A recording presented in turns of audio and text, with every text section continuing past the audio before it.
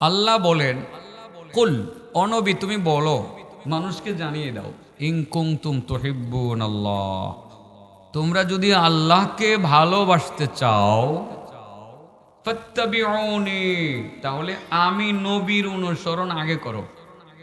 যদি আমার অনুসরণ করতে পারো, ইউহিব্বুকুমুল্লাহ, তোমরা যতক্ষণে আল্লাহকে ভালোবাসবে, বরং আল্লাহ তারও আগে তোমাদেরকে ভালোবেসে ফেলবে। সুবহানাল্লাহ বলেন। অতঃপর আল্লাহ যাকে ভালোবাসবেন, ভালোবাসার মানুষকে আমরা উপহার দেই কি দেই না? আল্লাহ যাকে ভালোবাসবেন তাকে দুইটা উপহার দিবেন। কয়টা উপহার? এক একটা উপহারের মূল্য সারা পৃথিবীকে হাজারো বার বিক্রি করলে মূল্য পরিশোধ করা সম্ভব না। আল্লাহর ভালোবাসা পাইলে ভালোবাসার উপহার তিনি আমাদেরকে কয়টা দিবেন বলেন? কয়টা দিবেন?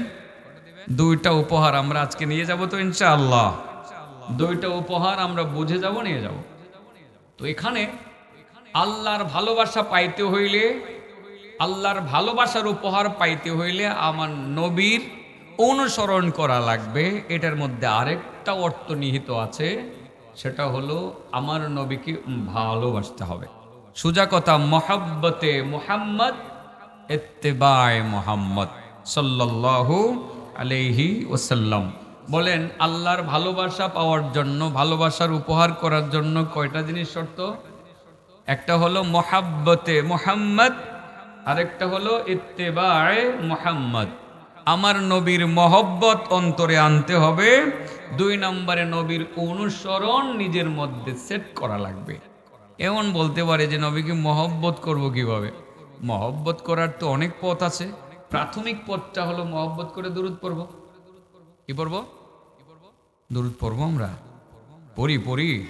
পড়ি না তো? সাল্লাল্লাহু আলাইহি ওয়াসাল্লাম বলেন, সাল্লাল্লাহু আলাইহি ওয়াসাল্লাম, সাল্লাল্লাহু আলাইহি ওয়াসাল্লাম, সাল্লাল্লাহু আলাইহি ওয়াসাল্লাম। এইভাবে দৈনিক 100 বার যদি দুরূদ পড়তে পারেন, আপনার কি লাভ হবে একটু বলতাম? তাইলে তো আজ আমার 11:30 পর্যন্ত বাজে যাবে, অসুবিধা হইতো না তো? হ্যাঁ, আপনি যাবেন গা? ভাই যাবো, আমার এক কায়গা ফালাই যাবো গা, সুবিধার না বেশি। তো যাক, একটা উজোর আছে যাওয়ার। আগামীকাল থেকে আমাদের ছেলে মেয়েদের পরীক্ষা, অর্থাৎ কেন্দ্রীয় পরীক্ষা, কওমি মাদ্রাসার ব্যস্ততা আছে। আমার মেয়েটাও আগামীকাল পরীক্ষা দিবে। যাই হোক, চলে যাচ্ছেন। আচ্ছা, 100 বার দুরূদ পড়লে দৈনিক সাল্লাল্লাহু আলাইহি ওয়াসাল্লাম 5 মিনিটের বেশি লাগে না। এটা পড়লে কি লাভ হবে? শুনলে তো পাগল হয়ে যাবেন। বলবো, এ ছেলেরা, এ ছেলে, বলবো? তাহলে চুপ করে শুনতে হবে। চুপ, একদম চুপ, কোনো আওয়াজ করা যাবে না। ঠিক আছে ইনশাআল্লাহ? 100 বার দুরূদ পড়লে কি লাভ? আল্লাহর নবী বলেন, মান সাল্লাম আলাইয়া মিআতান কাতাবাল্লাহু বাইনা আইনাই, রাহমাতুল লিল আলামিন বলেন, যে ব্যক্তি আমি নবীর উপরে 100 বার দরুদ পড়বে, কয়শো বার দরুদ পড়বে? 100 বার দরুদ পড়বে, কাতাবাল্লাহু বাইনা আইনাই, মহান আল্লাহ তাই তার দুই চোখের মাঝে, কপালের এই জায়গার মধ্যে 3টা লাইন লিখে দিবেন, 3টা সার্টিফিকেট লিখে দিবেন। আল্লাহর পক্ষ থেকে সার্টিফিকেট কপালের মধ্যে আল্লাহ লিখে দিবেন। দৈনিক 100 বার দরুদ পড়লে আল্লাহ রাব্বুল আলামিন 3টা লাইন লিখবেন। প্রথম লাইনের মধ্যে লেখা থাকবে, বারাআতুম মিনান নিফাক, ও ফেরেশতারা তোমরা আমার বান্দার কপালের দিকে চাইয়া দেখো।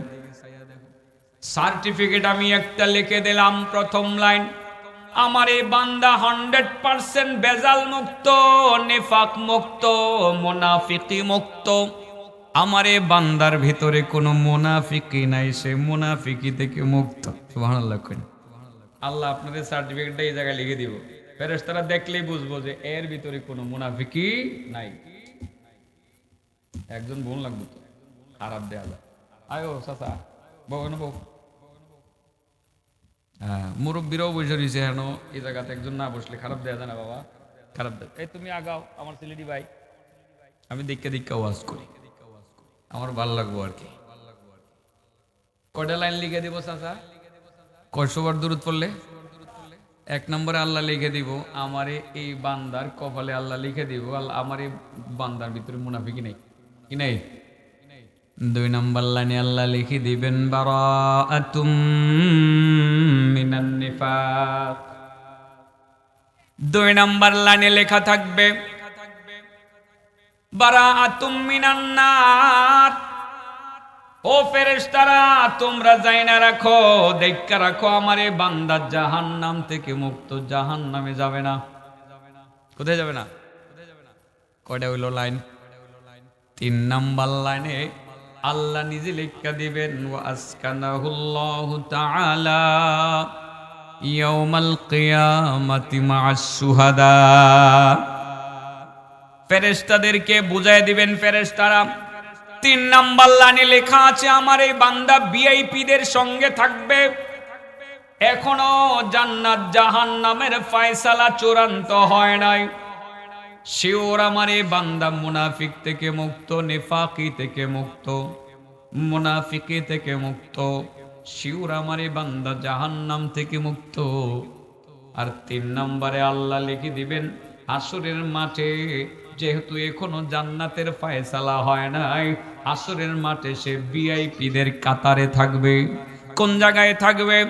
যেই জায়গায় থাকলে সূর্যের তাপে মগজ গলতে গলতে নিচে নিক্ষিপ্ত হবে না, এমন একটা ভিআইপি জায়গাতে থাকবে, যেই জায়গাতে মূলত আল্লাহর পথে যারা শহীদ হয়েছে, বিশেষ করে শুহাদায়ে উহুদ, যারা উহুদের প্রান্তরে যারা শহীদ হয়েছে, শহীদরা হাসরের মাঠে যেই জায়গাতে অবস্থান করবে, আমার এ বান্দা হাসরের ময়দানে সেই জায়গাতে অবস্থান করবে। সুবহানাল্লাহ বলেন। দৈনিক 100 বার দুরূদ পড়ার ফজিলত পাইছেন বাবা। আত-তারগীব ওয়াত-তারহীবের 2570 নম্বর হাদিসের শেষ অংশটা শুধুমাত্র বলছি। অনেক লম্বা হাদিসের অংশ বিশেষ আপনাদের সামনে মাত্র তুলে ধরেছে। দুরূদের মাধ্যমে নবীর মহব্বতের বহিঃপ্রকাশ ঘটে। আল্লাহর নবীর মহব্বত আর অনুসরণ, এই 2টা জিনিসের মাধ্যমে আল্লাহর মহব্বত পাওয়া যায়। আর আল্লাহর ভালোবাসা পাওয়া গেলে 2টা উপহার পাওয়া যাবে। কয়টা উপহার? 2টা উপহার নিয়ে যাব তো সবাই? ইনশাল্লাহ নিয়ে যাব। বুঝলাম না এত ডিস্টার্ব কেন মাহফিলটাই? এমন মাহফিল তো এবারে সিজনে করছে। এই বাচ্চারা একটু লড়াচড়া করিস না তো বাবা, তোরা ডিস্টার্ব করিস না, একটু চুপ করে বসে থাক। দেখো না মুরব্বীরা একদম চুপচাপ বয়ে রয়েছে বাবা, তোরা ডিস্টার্ব করলে তো মুরব্বীরা মাইন্ড করবে যে মাদ্রাসার ছেলেরা একটু ঝামেলা করে, বদনাম হবে না? বন্ধু বসো তো, বসে পড়ো। মাশাআল্লাহ মাশাআল্লাহ। মাহফিল যত বড়ই হোক, ক্যামেরা অনেক। হ্যাঁ, আজকে যেভাবে যন্ত্রপাতি ফিট করছে। হ্যাঁ, বলেন আল্লাহর ভালোবাসা পাওয়ার জন্য কয়টা জিনিস দরকার? একটা হলো আমার নবীর মহব্বত, মহাব্বতে মোহাম্মদ। আমি এশকে মোহাম্মদ বলি না, এশকের মধ্যে কিছু ঝামেলা আছে এই জায়গাতে, এশকে মোহাম্মদ বলি না। হলো ইত্তেবায়ে মোহাম্মদ, হ্যাঁ, আমার নবীর অনুসরণ, ভালোবাসার অনুসরণ। ভালোবাসা এর বহিঃপ্রকাশ ঘটানোর অনেক আমল আছে, এর মধ্যে একটা আমল হলো দরুদ পড়া। কি পড়া? আর 100 বার দুরুদ পড়লে আল্লাহ এখানে 3টা লাইন লিখে দিয়ে দিবেন। তাছাড়া দুরুদের যে আরো কত ফজিলত আছে, আরেকটা হাদিস আপনাদের সামনে বলি, দুররাতুন নাসিহিন থেকে, মনোযোগ দিয়ে শুনবেন। আপনাদের কপাল ভালো, আসলে আজকে সহজ সহজ আমলগুলো করবেন, দেখবেন আপনাদের কত সুন্দর ফেসিলিটির ব্যবস্থা যে হয়। প্রিয় নবী রাসূল সাল্লাল্লাহু আলাইহি সাল্লামের দরবারে একদিন 4 জন লোক হেঁটে হেঁটে আসতেছেন অনেক দূর থেকে। আমার নবী বসে বসে দেখতেছেন 4 জন লোকের ড্রেস একরকম, পোশাক একরকম, ফিজিক্যাল স্ট্রাকচার প্রায় কাছাকাছি। তারা কাঁধে কাঁধে কাঁধ মিলিয়ে ফিস ফিস করে কথা বলতে বলতে আমার নবীর দিকে আসতেছে। মসজিদে নববীর কোনো এক জায়গাতে আমার নবী সেখানে বসা ছিলেন। তো ওনারা দূর থেকে আসতেছেন, নবী তো চিনতেছেন না। তবে 4 জন লোক আসতেছে, পোশাক একই রকম এবং চলন ভঙ্গিমা একই রকম, তাদের ফিজিক্যাল স্ট্রাকচার কাছাকাছি। তো কাছাকাছি আসার পরে নবী একজনকে চিনছেন। ওই যে প্রথম দেখা যায় কে? ও জিবরাইল। জিবরাইল জিবরাইল চিনে ফেলছেন। পরে দেখেন জিবরাইলের সাথে আছে মিকাইল, সঙ্গে আছে ইসরাফিল, সঙ্গে আছে আজরাইল। আচ্ছা বলেন তো দেখি, 4 জন ফেরেশতাকে দেখলে একটু চিন্তার বিষয় না? আমার নবী চিন্তায় পড়লেন, জিবরাইল তো আসে, ওহী নিয়ে আসে, সে তো আসবে। মিকাইলও মাঝে মধ্যে আসতে পারে, তবে তার কাজ হলো ঝড় তুফান বৃষ্টি ইত্যাদি ইত্যাদি আল্লাহর তরফ থেকে দেওয়া। তো আজকে ঝড় তুফান হবে নাকি আমাদের এলাকায়? একটু টেনশন কাজ করতেছে। ইসরাফিল তো আসার কথা না। ইসরাফিলের কাজ হলো সিংগাই ফুৎকার দিয়ে পৃথিবীটাকে ধ্বংস করে দেওয়া। তাহলে কি আজকে আমাদের পৃথিবীটা ধ্বংস করে দেওয়া হবে? টেনশন কাজ করার কথা না। পরক্ষণে আবার আজরাইলকে দেখে তো আরো ভাবনার ভিতরে পড়ে গেলেন। ঘটনা গিরে আজরাইল দেখা যায়? আজরাইলের কাজ তো মানুষের জান কব্জ করা। তাহলে কি আজকে আমাদের এলাকার মানুষের জান কব্জ করে নিয়ে যাবে? এই ধরনের একটা ভাবনা, একটা টেনশন আমার নবীর ভিতরে কাজ করতেছিল। নবীজি দেখতেছেন তারা চারজন কাঁধে কাঁধে কাঁধ মিলিয়ে ফিস ফিস করে কথা বলতে বলতে আমার নবীর দিকে এগিয়ে আসছেন। কাছাকাছি এসে জিব্রাইল একটু সামনে অ্যাডভান্স হলেন। অ্যাডভান্স হয়ে আমার নবীকে সালাম দিলেন, আসসালামু আলাইকুম ওয়া রাহমাতুল্লাহি ওয়া বারাকাতুহু ইয়া রাসূলুল্লাহ। আমার নবী আবার সালামের জবাব দিলেন। জবাব দিয়ে বললেন, ভাই জিব্রাইল, অন্যদিন তুমি শুধু একা আসো, আজ তোমরা চারজনে দলবদ্ধ হয়ে কাঁধে কাঁধে কাঁধ মিলিয়ে ফিস ফিস করে কথা বলতে বলতে কেন আসলা বুঝতে পারলাম না। ও ভাই জিবরিল, তুমি আসতেই পারো, ওহি নিয়ে আসো। মিকাইল কেন আসলো? মিকাইলের কাজ হলো ঝড় তুফান বৃষ্টির ব্যবস্থা করো আল্লাহর হুকুমে। আজকে কি আমাদের এলাকায় ঝড় তুফান হবে কিনা? ইসরাফিল কেন আসলো? ইসরাফিলের দায়িত্ব হলো সিংগাই ফুৎকার দিয়ে পৃথিবীটাকে ধ্বংস করে দেওয়া। তাহলে আজ কি আমাদের এলাকাতে ইসরাফিলের আগমন ঘটছে সিংগাই ফুৎকার দেওয়ার জন্য নাকি সিংগাই ফুৎকার দিয়ে পৃথিবীটাকে ধ্বংস করে দিবে কিনা? আজ কেন আজরাইলকে দেখা যায়? আজরাইল আমাদের মধ্য থেকে কারো জান কবজ করে নিয়ে যাবে কিনা? জিবরিল বলেন, ইয়া রাসূলুল্লাহ, ইয়া হাবিবাল্লাহ, আমি তাদের মনের কথা আমি বলতে পারবো না। আমি শুধু আমার মনের কথাটাই আমি আপনার কাছে বলতে পারবো। আমি কেন আসলাম? আমার মনের কথাটা আমি জানি, আমি বলতে পারবো। আমি মিকাইলের মনের খবর জানি না, ইসরাফিলের মনের কথা জানি না, আজরাইলের মনের কথা জানি না। তারা কেন আসলেন তাদের কাছ থেকে শুনবেন। তবে আমি কেন আসলাম সেটা আপনার কাছে আমি বলি। ইয়া রাসূলুল্লাহ, ইয়া হাবিবাল্লাহ, আমি মূলত আপনার উম্মতের ব্যাপারে একটা কমিটমেন্ট বা ওয়াদা করার জন্য আসলাম। আপনার যেসব উম্মত আপনাকে ভালোবাসবে, আপনার তরিকা মতে জিন্দেগি যাপন করবে, আপনার সুন্নত তরিকায় জীবন পরিচালনা করবে, আপনার যেসব উম্মত আপনার তরিকা মতে জিন্দেগি যাপন করিয়া আপনাকে মহব্বত করিয়া করিয়া আপনার উপরে দুরূদ শরীফ পাঠ করবে, তাদের ব্যাপারে আমার একটা কমিটমেন্ট বা ওয়াদা আছে, সেটা বলার জন্য আসছি। ইয়া রাসূলুল্লাহ, মহান আল্লাহ আপনাকে ভালোবাসেন, আপনার উম্মতকেও ভালোবাসেন। আমি জিবরাইলও আপনাকে ভালোবাসি, আপনার উম্মতকে ভালোবাসি। আপনার যেসব উম্মত আপনার তরিকা মতে জিন্দেগি চালাইয়া আপনাকে ভালোবাসিয়া মহব্বতের সুরে সুরে দৈনিক দুরূদ শরীফের আমল করে যাবে, হাসরের ময়দান যেদিন কায়েম হবে, যেই হাসরের ময়দানে ফুলসেরাত কায়েম হবে, যেই পুলসেরাত পার না হয়ে কোনো মানুষ জান্নাতে যেতে পারবে না। সেই পুলসেরাত বলা আছে, কথা আছে, 30,000 বৎসরের রাস্তা, চুলের মতো হালকা, হীরার চেয়েও ধারালো। কোনো ব্যক্তি লেখেন, ইমাম গাজালি তার কিতাবের মধ্যে লেখছেন দাকায়েকুল আখবারে, 30,000 বৎসরের রাস্তা, চুলের মতো হালকা, হীরার চেয়েও ধারালো। সেই ফুলসেরাত পার হইতে গিয়ে যখন হাসরের মাঠে অসংখ্য মানুষ জাহান্নামের আগুনের মধ্যে নিক্ষিপ্ত হয়ে যাবে, আমি সেদিন ফুলসেরাতের পারে দাঁড়িয়ে থাকব, আপনার উপরে দরুদ পাঠকারী উম্মতকে দেখা মাত্র চিনব, চিনা মাত্র তার হাতে ধরব, তার হাতে ধরে বিজলির মতো ফুলসেরাত পার করে দিয়ে একেবারে জান্নাতের দরজা পর্যন্ত দিয়ে আসব। লাভ আছে? কি বললে? নবীর মহব্বত ঢুকানোর জন্য দুরুদের আমল বেশি বেশি করবেন।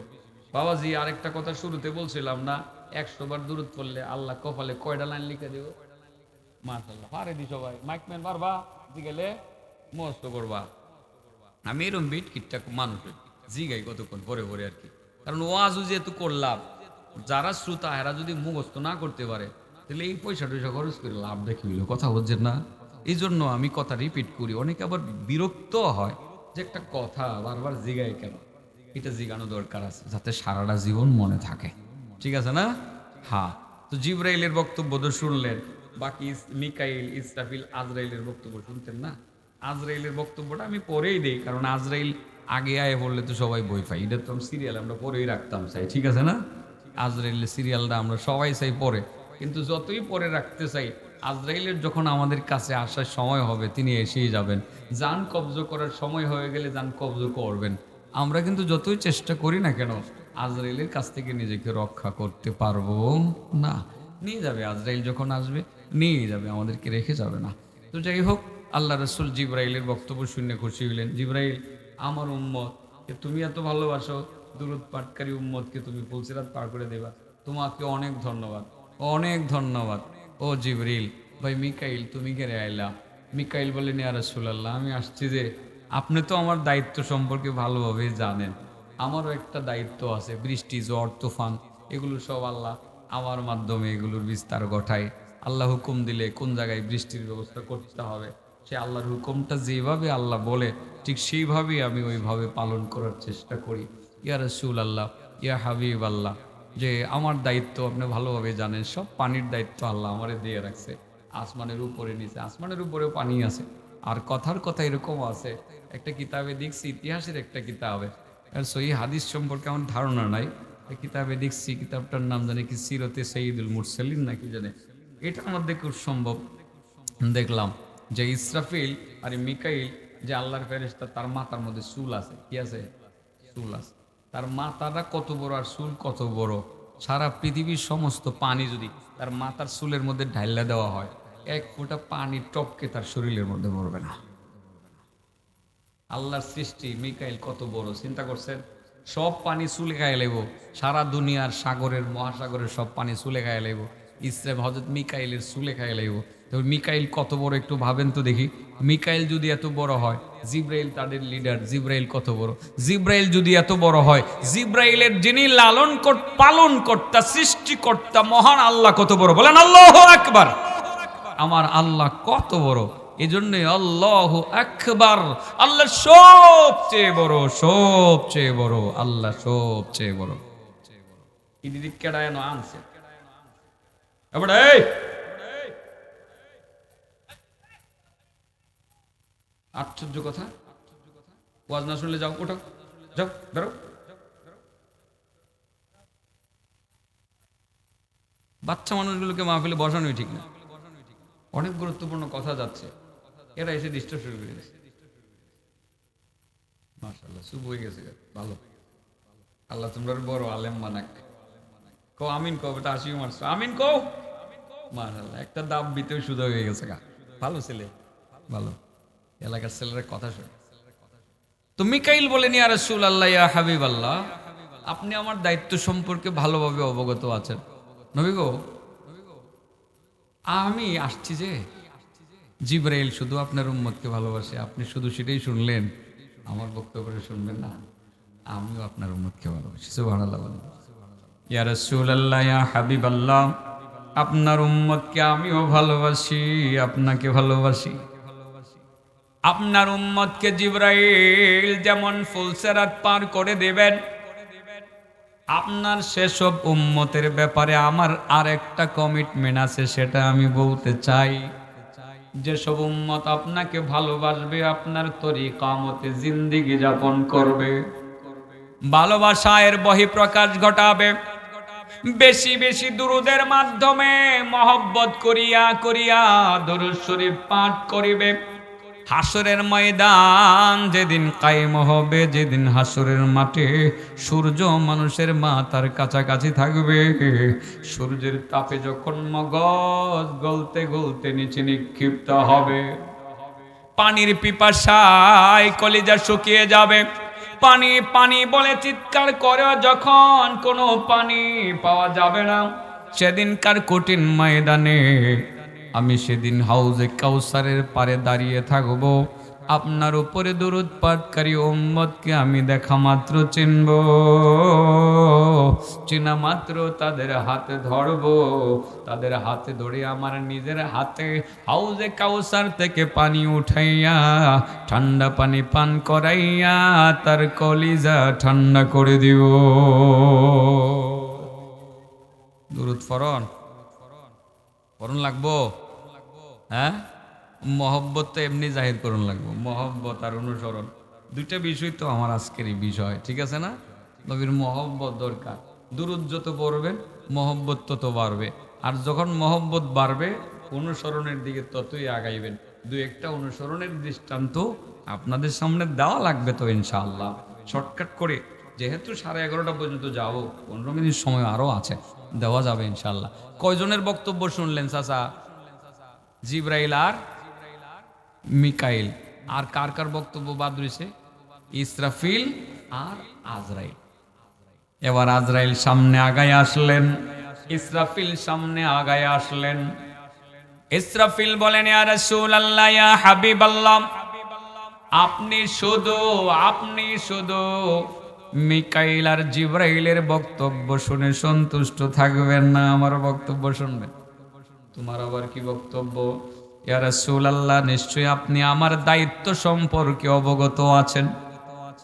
সিংহায় ফুৎকার দেওয়ার দায়িত্ব মহান আসমানে আমি একটা দোয়ার অনুষ্ঠান করব এবং দোয়ার আয়োজন করব, দোয়া শুরু করে দেব যতক্ষণ পর্যন্ত দরুদ পাঠকারী উম্মতের গুনাহ মাফ না হবে, ততক্ষণ পর্যন্ত ইসরাফিলের বাহিনী তাদের হাত নামাবে না। সুবহানাল্লাহ বলেন। বাবাজি, সুন্দর একটা ব্যবস্থা হয়ে গেছে আপনাদের জন্য। দোয়ার আয়োজন যদি মনে চায় আসমানে করবেন, টেহা লাগতো না, বাতাসও লাগতো না, জিলাপিও লাগতো না। আসমানে দোয়ার আয়োজন করবেন আপনি কেমনে? খালি আমার নবীর উপরে মহব্বত করে দুরূদ পড়ে ফেলবেন, দুরূদ পড়ার লগে লগে আসমানের ফেরেশতারা আপনার জন্য দোয়ার আয়োজন করে ফেলবেন। ওখানে দোয়া হবে, সেই দোয়া হবে ফেরেশতাদের দোয়া, আর ফেরেশতাদের দোয়াতে সেখানে কোনো কিছু হাদিয়া পাঠানো লাগে না। আমিতি, বাতাসা, 500 টাকার একটা নোট, 1000 টাকার একটা নোট কিচ্ছু পাঠানো লাগে না। যাদের দোয়ার পাওয়ারও বেশি, কারণ পাপ বলতে কিছু তারা করে না, তাদের দোয়া আল্লাহর দরবারে ডাইরেক্ট কবুল হয়ে যায়। কেমনে কবুল হয়? তাহলে আসমানের দোয়ার ব্যবস্থা করতে চাইলে কি করা লাগবে? দুরূদ পড়া লাগবে। ফেরেশতাদের দোয়া যে কবুল হয় আল্লাহ নিজেই বলেন, তাকাদুস সামাওয়াতু ইয়াতাফাত্তারনা মিন ফাওকিহিন্না ওয়াল মালাইকাতু ইউসাব্বিহুনা বিহামদি রাব্বিহিম ওয়া ইস্তাগফিরুনা লিমান ফিল আরদি আলা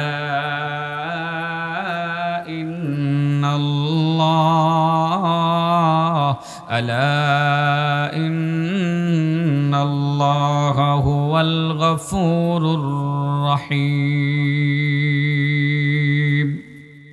মহান আল্লাহ তাআলা বলেন, মানুষের পাপাচারের কারণে যখন মাঝে মধ্যে আসমান ভেঙ্গে চুরমার হয়ে দুনিয়াতে পড়ে যেতে চায়, তার মানে আসমান কি নিজে নিজে ভাঙতে পারেনি?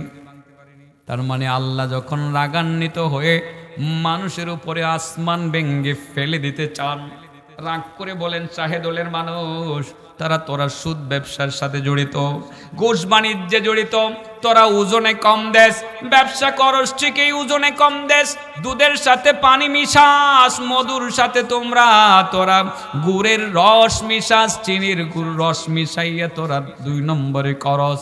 এই সমস্ত পাপের কারণে যখন আল্লাহ রাব্বুল আলামিন শাহেদলের মানুষের উপরে রাগান্বিত হয়ে আসমান ভেঙ্গে ফেলে দিতে চান, তখন একদল ফেরেশতা আল্লাহর দরবারে আগাইতে থাকে। কিভাবে আগাইতে থাকে? তারা তখন বলে, সুবহানাল্লাহ, সুবহানাল্লাহ, সুবহানাল্লাহ। তারা সুবহানাল্লাহ বলতে বলতে আগাইতে থাকে। আর একটু সামনে অগ্রসর হয়ে তারা আলহামদুলিল্লাহ বলে। আল্লাহ যে রাগ করছিলেন, রাগ কিন্তু অর্ধেকের বেশি কমে যায়। কারণ ফেরেশতারা সুবহানাল্লাহ বলতে বলতে আগাইলে আল্লাহ কয়, ঘটনা কি? রাগ করছিলাম শাহেদ দলের মানুষের উপরে, আসমান ভেঙে ফেলে দিব। ফেরেশতারা সুবহানাল্লাহ বলতে বলতে কেনই বা আসতেছে? তখন আল্লাহ চিন্তা করেন, দেখি তাদের বক্তব্য শুনি, রাগ উঠছিল 50% রাগ কমে যায়। আমার যখন আলহামদুলিল্লাহ বলতে থাকে আরো 45% কমে যায়। বোঝানোর জন্য বলছি, মাত্র 5% রাগ থাকে। ওই 5% রাগ থাকার পর ফেরেশতারা আর একটু সামনে অগ্রসর হইয়া, তারা তো প্রথম বলল সুবহানাল্লাহ, বলতেই পারে ফেরেশতারা সুবহানাল্লাহ বলবে, এটা তারা আল্লাহর সাথে আগেই তারা ওয়াদা করেছিল। আলহামদুলিল্লাহ বলবে, সেটা তারা বলতেই পারে। এবার আর একটু সামনে অগ্রসর হইয়া তারা বলতে থাকে আস্তাগফিরুল্লাহ, আস্তাগফিরুল্লাহ, আস্তাগফিরুল্লাহ। তখন আমার আল্লাহ ডাক দিয়ে ফেরেশতাদেরকে বলে, ও ফেরেশতারা, সুবহানাল্লাহ তোমরা বললা, সেটা বলতেই পারো। আলহামদুলিল্লাহ বললা, সেটা তোমরা বলতেই পারো।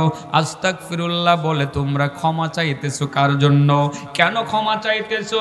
তোমরা তো কোনো গুনাহ করো না, সুদ খাও না, ঘুষ খাও না, কোনো কিছুই খাও না, মানুষের জমিন দখল করো না, বেপরদা করো না, বাড়িঘর দখল করো না, জিনা ব্যভিচারে লিপ্ত হও না, মিথ্যা কথা বলো না, আমার হুকুমের বাইরে ডানে বামে 1 ইঞ্চিও যাও না।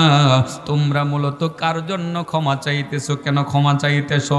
ফেরেশতারা তখন বলে, আল্লাহ আমরা তো মূলত আমাদের জন্য ক্ষমা চাই না, হোসেনপুরের শাহেদুল এলাকার মানুষের জন্য ক্ষমা চাই।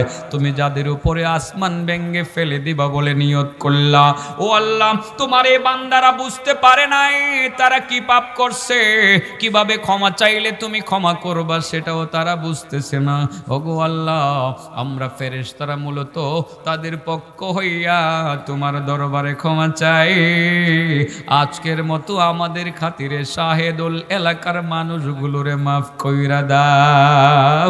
আমার আল্লাহ তখন ডাক দিয়া বলেন, আলা ইন্নাল্লাহ, ও দুনিয়ার মানুষ তোমরা যাই না রাখো, আমি আল্লাহ কিন্তু গাফুরুর রহিম। আল্লাহ তিনি গাফুরুর রহিম।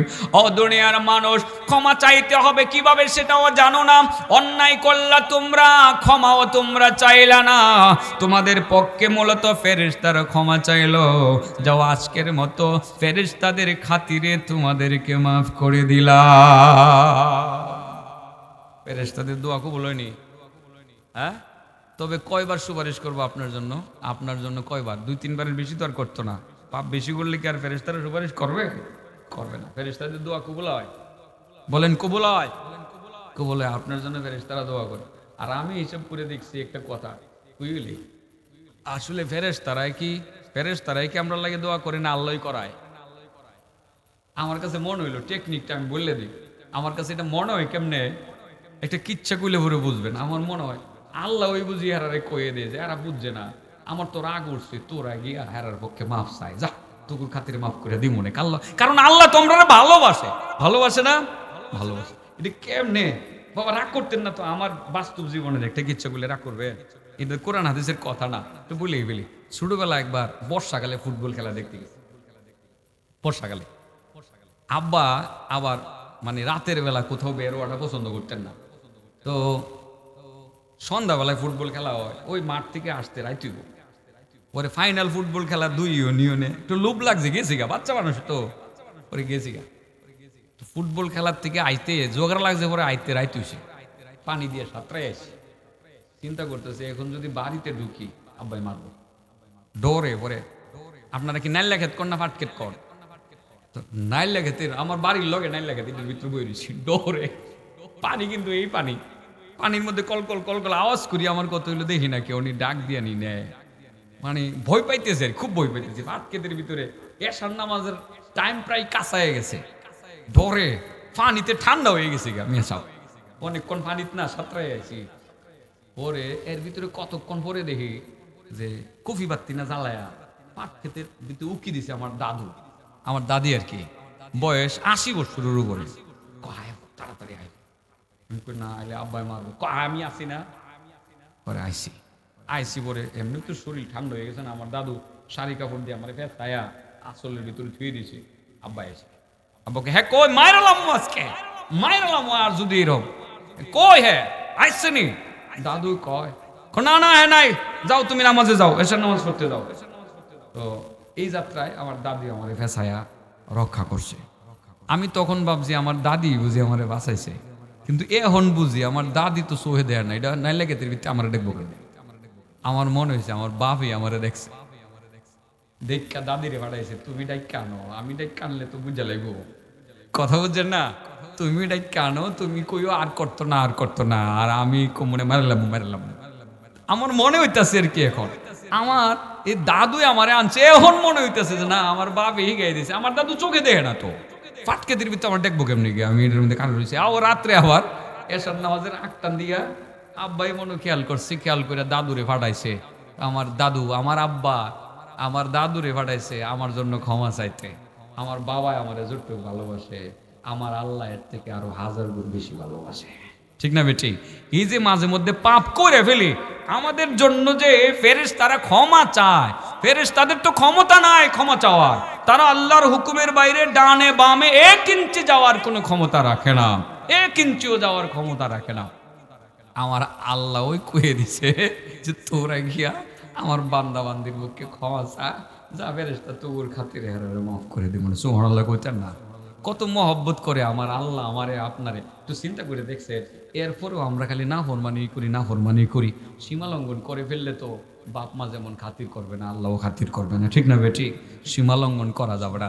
চলেন আমরা ভুল ভ্রান্তি যারা করে ফেলেছি আল্লাহর কাছে তওবা করি। তো যাই হোক, বলছিলাম হযরত জিবরাইলের বক্তব্য শুনছি, মিকাইলের বক্তব্য শুনছি, ইসরাফিলের বক্তব্য শুনছি।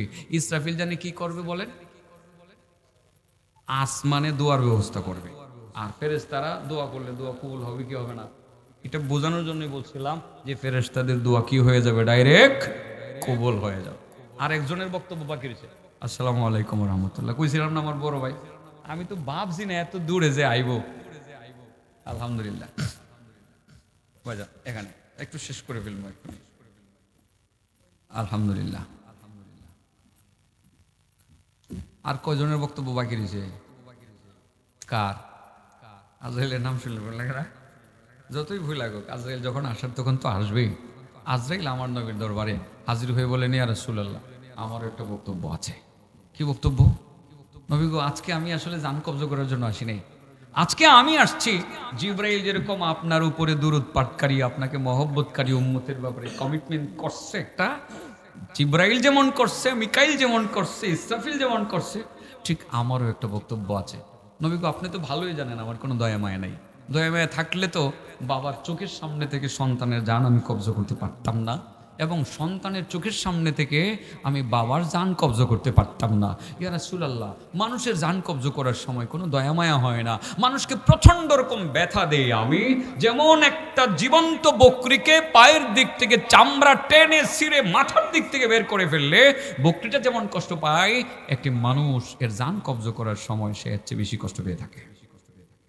আমি দিয়ে থাকি। তবে ইয়া রাসূলুল্লাহ, আপনার উম্মতের ব্যাপারে আমার কনসিডারেশনের ঘোষণা আছে। সুবহানাল্লাহ বলেন। নবী গো, যেসব উম্মত আপনার তরিকা মতে জিন্দেগি যাপন করবে, আপনার সুন্নাত মতে চলবে, আপনার অনুসরণ করবে, মহব্বত করিয়া করিয়া বেশি বেশি দুরূদ শরীফ পাঠ করবে, আমি যখন তার জান কবজ করতে যাব, আরামদায়কভাবে জান কবজ করতে পাবো, আপনার উম্মত টেরও পাবে না। বুঝাইতে পারছি কথাগুলো? তাহলে দুরুদের ফজিলত মনে হয় আমরা বেশ কিছু আজকে শুনে ফেলছি। সাবজেক্ট যে এটা আমি জানতাম না। বলেন তো দেখি, আল্লাহর ভালোবাসা পাওয়ার জন্য কয়টা শর্ত? একটা হলো নবীর ভালোবাসা, আর একটা হলো নবীর অনুসরণ। ভালোবাসা এর মাধ্যমে অনুসরণের দিকে আমরা উদ্বুদ্ধ হব ইনশাআল্লাহ।